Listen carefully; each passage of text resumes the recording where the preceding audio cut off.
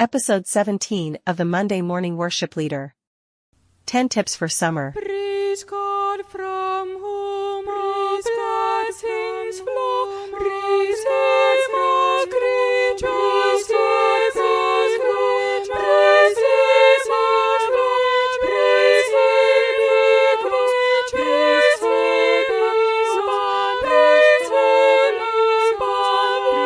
God, praise Father, Son, and Holy Ghost. Well, hey guys, it's Brother John here, and so good to be talking to you.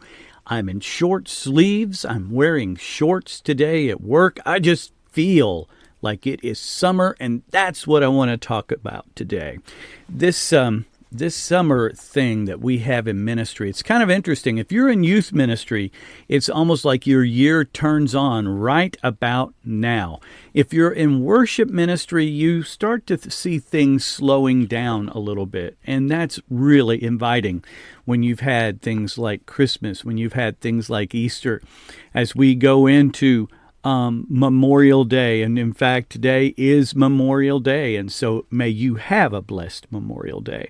And so we start to feel like these things are moving a little slower now, and we have a little space.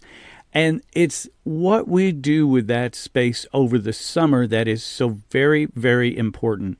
Now, this has been kind of exacerbated in my life in the fact that I also teach adjunctly, and so my teaching responsibilities are also ended for the summer, and so I really do feel like I have a bit of a new lease on life for a change. I love what I do, but it is nice to have a break from it.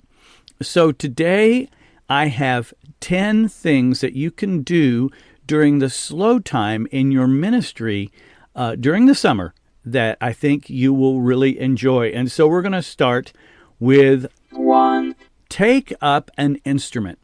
If you're like me, there are instruments all over the place in your building, and perhaps there's something that you need to take up. For me this summer, I am working on my bass guitar playing. That's it. I've bought the complete method by Mel Bay of bass guitar, and I'm going to play through the whole thing. That's my goal. That way I can really feel like I'm well-rounded on playing the bass guitar. I've been doing this for several years, taking up a new instrument every year. Last year, it was the ukulele. And so I hope that maybe you can find an instrument you might enjoy taking up this summer. 2. Learn about a composer. Now, that is kind of interesting. I have a friend who is in worship leading, and every year she dedicates the summer learning about a composer, buying all the books she can, taking autobiographies in, reading, listening to their music, and really doing a study of that.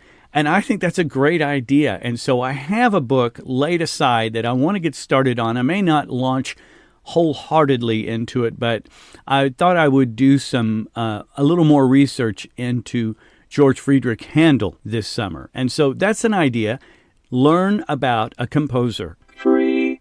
Write or arrange a piece of music. Maybe this is the time for you to take a moment and write something.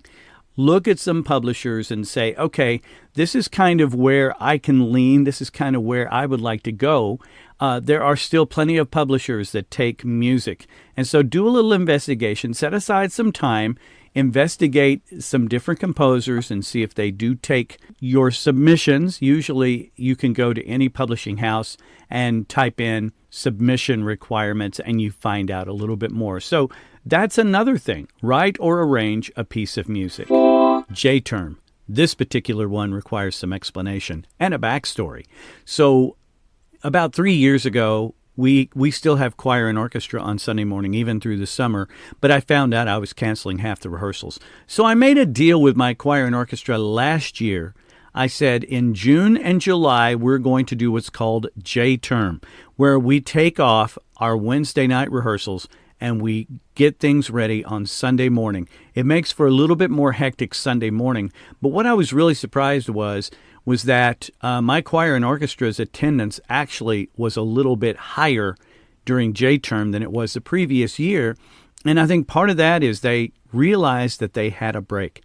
Now, with that, you have to prepare. This is something that you probably cannot do this year if you think that's a good idea, simply because during the last part of April and in May, I am going over a whole bunch of anthems and music ahead of time so that they can really get their music in, so they can get their rehearsal in, so I can present it on a Sunday morning. I made the mistake last year at J-Term and forgot about God and Country Sunday. And so I actually had to pull one rehearsal out for that. But again, J-Term standing for June and July, taking it off and then coming back in August. 5.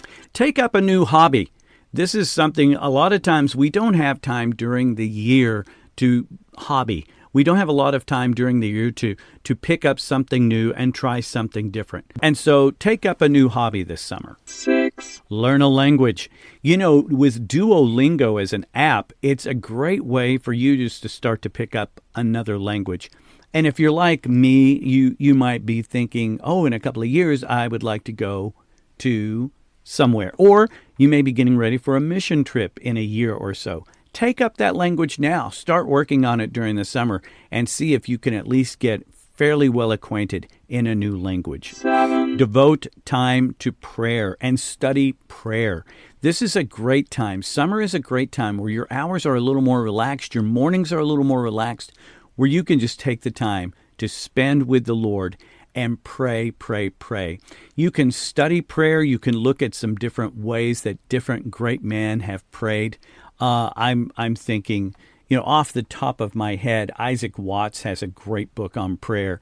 And so you can really look at some of these different greats to find out about how your prayer life can grow. 8. I labeled this one Build a Shed, just simply because this summer I'm building a shed in our backyard. But you have a shed that you're building, something that you're doing, something that's going to take planning, take work, take purchase, take learning some new skills. And so I'm just going to encourage you, build that shed this summer. 9. Begin an exercise regimen. It's hard to stay in focus exercising during the school year. But if you can start a good, cold, hard, easy exercise regimen and stick with it over the summer, you'll find that it'll benefit you so much when you're in the school year. 10. Now, I promoted this podcast last week, and a friend of mine, Leo Endel, he messaged me, said, great podcast. Hey, don't forget this. And it's so important to rest. And he left me with this great Elizabeth Barrett Browning poem. And it goes like this. Earth's crammed with heaven, and every common bush afire with God. But only he who sees takes off his shoes. The rest sit round it and pluck blackberries. Boy, isn't that the truth? And that's a good word. A great book in a good word is Dallas Willard's Spirit of the Disciplines. Almost every book that I have recommended at this point, I have read several times, and this is one of them.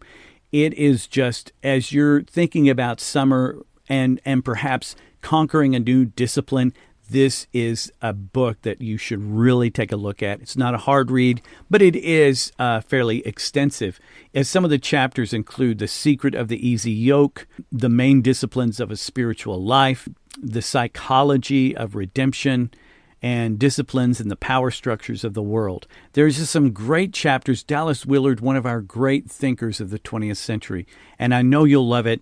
There's a link to this book in the show notes. And so that's Dallas Willard's Spirit of the Disciplines.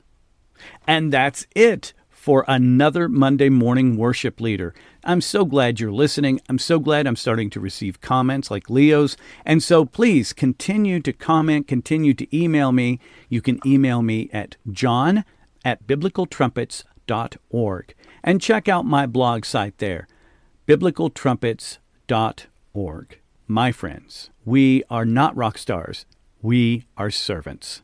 Have a great Memorial Day.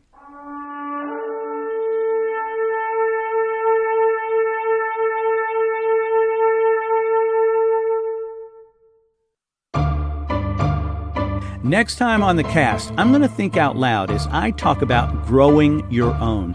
We seem to be in a situation where we have less and less qualified worship leaders. How do we make that happen? That's next time on the cast. Wherever you get your podcasts.